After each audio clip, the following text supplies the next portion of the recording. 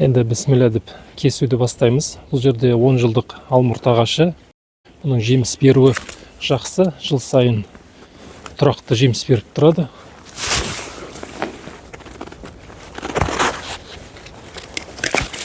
Кесу жұмыстарын атқарамыз.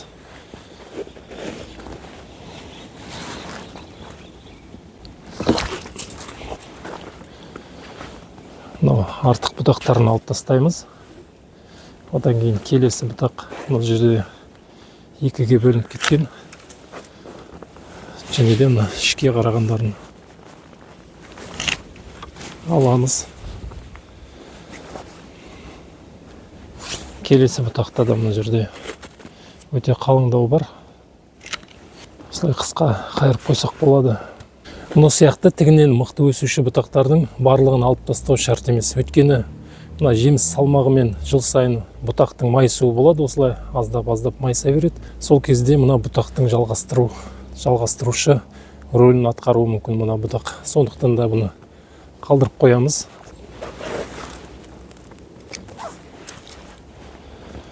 Келесі мына бұтақтың аяқталған жерінде мынандай таралып кеткен жерлері бар. Оны сиретеміз. Сонымен мына жерде 2-3 бұтақпен жұмыс жасадық. Мынау бұтақты әзірге біз жеміс бергенге қалдырамыз. Биылша мына жерде біраз жеміс бүршіктері бар, мына жерде гүлдік бүршіктері бар. Қанша біз бұтақ алып тастадық, соның есебінен мына тұрған жемістер ірі болады. Келесі жылы мына жерден оларды кесіп алып тастаймыз.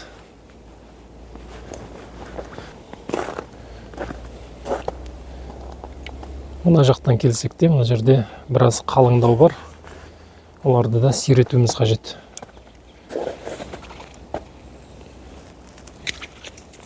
Жерге қарай төмендеп кеткен бұтақтарын аламыз.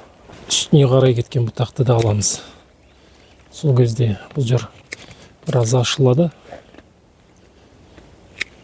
Жеміс бүршіктерін қалдырып қоюға тырысамыз. Мына бұтақ ана астыңғы ар жақтағы бұтаққа көлеңке түсіріп тұр, сондықтан да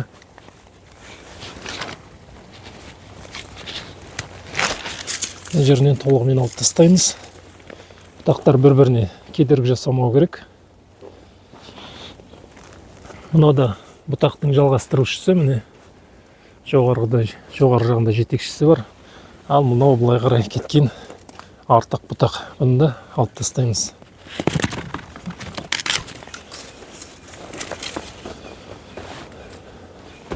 Күннің жақсы түсуін қамтамасыз етеміз. Сонымен қатар мынау бұтақтың ұш жағына да мән беруіміз керек. Мына жерде де қалыңдатып тұрған бұтақтарды алып тастаймыз. Мынау бәсекелесті қысқа қайырып қойсақ болады.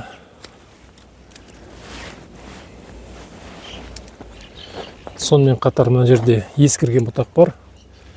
Мына жерде жалаңаштанып қалған жеміс алыстап бара жатыр. Оны артқа қайтарамыз.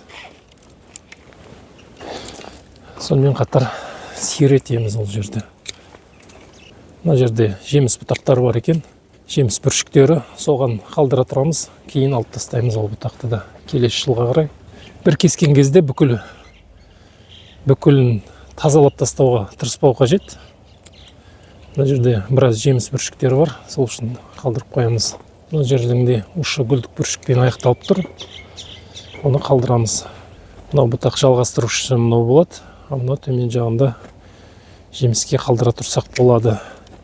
Келесі жылы ана жерінен алынып тасталатын бұтақ бұл. Әзірге біраз жеміс бүршіктері бар екен, сол үшін бұны қалдыра тұрсақ болады.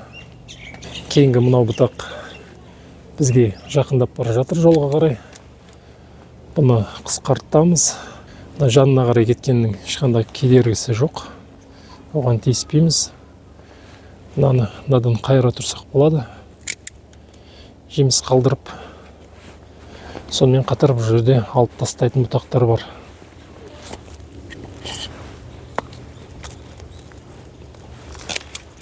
Астына қарай өскен қажетсіз бұтақтарды алып тастаймыз.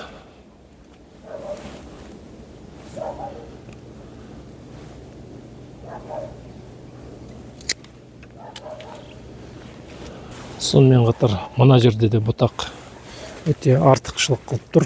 Оны алып тастаймыз. Сонымен қатар мына бұтақта жерге қарай өскен.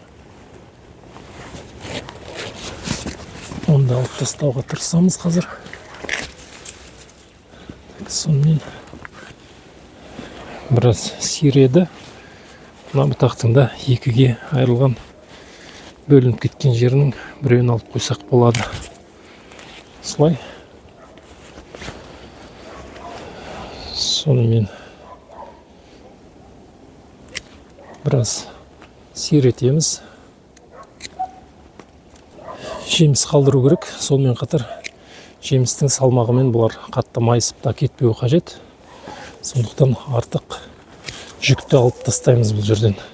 Мына жерде мынау бұтақтың жалғасы міне 3-ке бөлініп кеткен. Негізі мынау жалғастырушысы осы болады. Осыны қалдырамыз да қалғандарын қазір онда жаңартуға тырысамыз.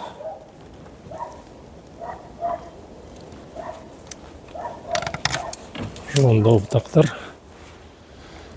Мына бұтақты биылша жеміске қалдыра тұрсақ болады. Қысқа кесу арқылы оны қалдыра тұрамыз. Сонымен мына тұрған бұтақтың күшті өсуші, жоғарыға өсушілерін алып тастаймыз. Сонымен қатар мына бұтақты да сыртқа қарай бағытын ашамыз. Мына жер толған жеміс. Оны осылай қысқа қайырып қойсақ болады. Сонымен қатар мына жерде артық бұтақтар бар. Бұтақтың жалғастырушысы мынау. Мынаны бәсеңдетіп қоямыз. Мына бұтақтардың артықтығы жоқ. Сонымен қатар мына төмен жағында бұтақтар бар. Алып тастаймыз. Сиретуге тырысамыз. Пайдасыз бұтақтардың бәрін алып тастаймыз. Енді сонымен қатар мынау бұтақтың да міне жалғастырушысы. Оның жанында мына бөлініп кеткен бұтақтарын сиретеміз. Мына әлсіз кішкентай бұтақтарға тиіспесек болады. Ішке қараған алып тастаймыз.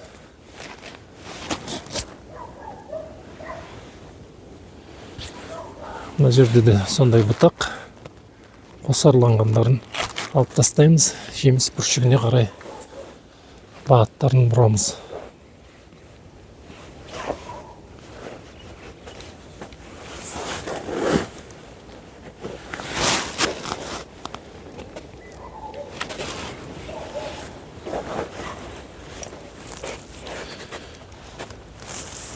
Бұл сияқты сынған, даммай қалған бұтақтарды алып тастаймыз.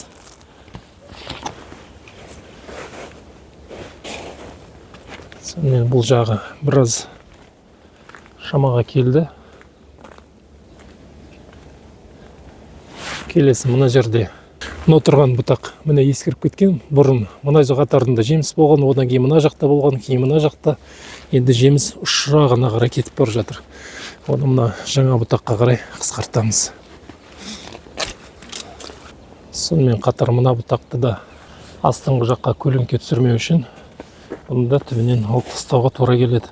Түбінен емес, мына жаңартамыз. Жанына қарай өскен бұтақтарға қарай. Енді мына жаңадан өскен бұтақты былай алып тастаудың қажеті жоқ. Өйткені мынау тұрған бұтақ ескіріп келе жатыр. Мына жағында жеміс берді, мына жағында енді биылғы жылы мына жағында жеміс береді де, бұл төменге қарай түсіп кетеді. Сондықтан биыл мына жерден жеміс алғаннан кейін бұл бұтақты мынаған қарай кесеміз. Сол кезде мынау орнын басушы болып қалып қалады. Солай жаңарту жұмыстарын жасауымыз қажет. Ендігі кезекте мына саты қойып, жоғары жақтағы бұтақтарға жетуге тырысамыз.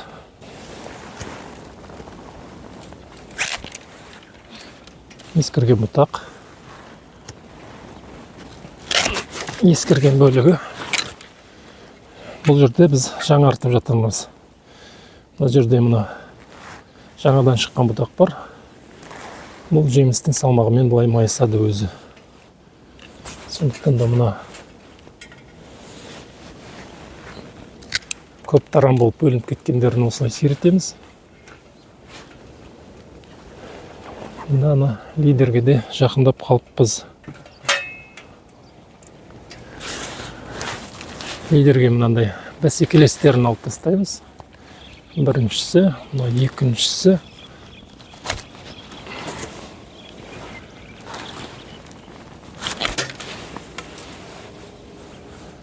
Сосын арғы жағынан барып, қазір толықтырамыз.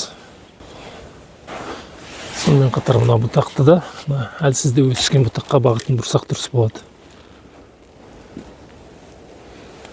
Бұл жерде ескірген бір-екі бұтақ бар, соларды жаңартамыз, кейін лидерді таңдаймыз. Сонымен шамаға келіп қалады.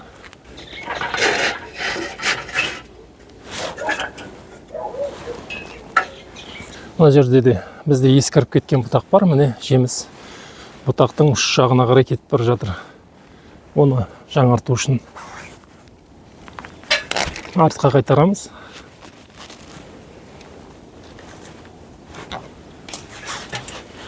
Одан кейін тағы да бір мына ескірген бұтақ, оны да жаңартамыз.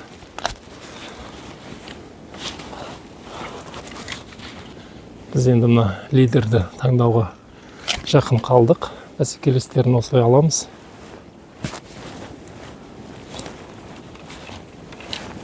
Бізден мына лидер ары қарап тұр. Лидерге жақын орналасқан өте мықты өсуші бұтақтарды осылай алып тастаймыз. Және де мына лидердің биіктігін қысқартамыз. Мұны бұлай қысқа алып кесу себебім, мұның биіктігі осы қажетті деңгейге жетті. Енді бұдан артық біз өсірмейміз. Жыл сайын бұлай бұрамыз, осы деңгейде ұстап тұрамыз. Одан артық өспеуі қажет. 3 метрден аса биіктікке жетіп қалды. Мүмкін 3,5 метр болар. Осы биіктік бізге жеткілікті. Бұдан артық бізге өсімнің қажеті жоқ. Сондықтан да осы күйі қалдырамыз. Сонымен енді тағы бір рет қарап шықсақ болады. Қалып қойған өте мықты өсуші бұтақтар болса, қосымша алып шығамыз. Мынау бұтақтың да өсуі өте қаттырек, сондықтан мен оны кесіп тастаймын. Ондай қатты өсімнің бұл жерге қажеті жоқ. Мынау тұрғанда өте күшейіп бара жатқан сияқты бұтақ, сондықтан оларды азайтамыз. Ішке қарай өскен бұтағының қажеті жоқ бізге.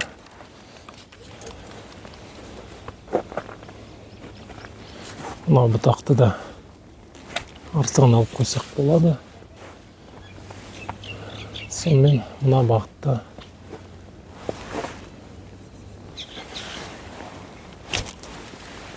мына үш жағында мықты бұтақты қалдырудың қажеті жоқ. Өйткені бұның үш жағын әрі қарай жаңартпаймыз біз. Егер де бұл бұтақты жаңартсақ, біз артқа қайтарамыз. Сондықтан да үш жағындағы мықты өсуші бұтақ алынып тасталды. Мына жеміс бүршіктері қалдырылды. Мына жерде де дәл солай жасасақ болады. Жеміс бүршіктерін ғана қалдырамыз. Бұл да ескіріп тұрған бұтақ. Бұны артқа қайтаратын болсақ, біраз мына жердегі жемістер кетіп қалады. Сондықтан да биыл жеміс алғаннан кейін келесі жылға оны артқа қайтарсақ дұрыс болады. Өйткені бұл жерде 3-4 бұтақ жас бұтаққа қарай кесілді. Шамадан артық көп кесу жасамауымыз қажет. Сондықтан да осылай қалдырамыз. Бұл жерде аздап қалыңдатып тұрған бұтақтарды алсақ болады. Бір-біріне кедергі жасаушы бұтақтарды оны тіпті үстінен алып тастасақ, осылай алсақ дұрыс болады.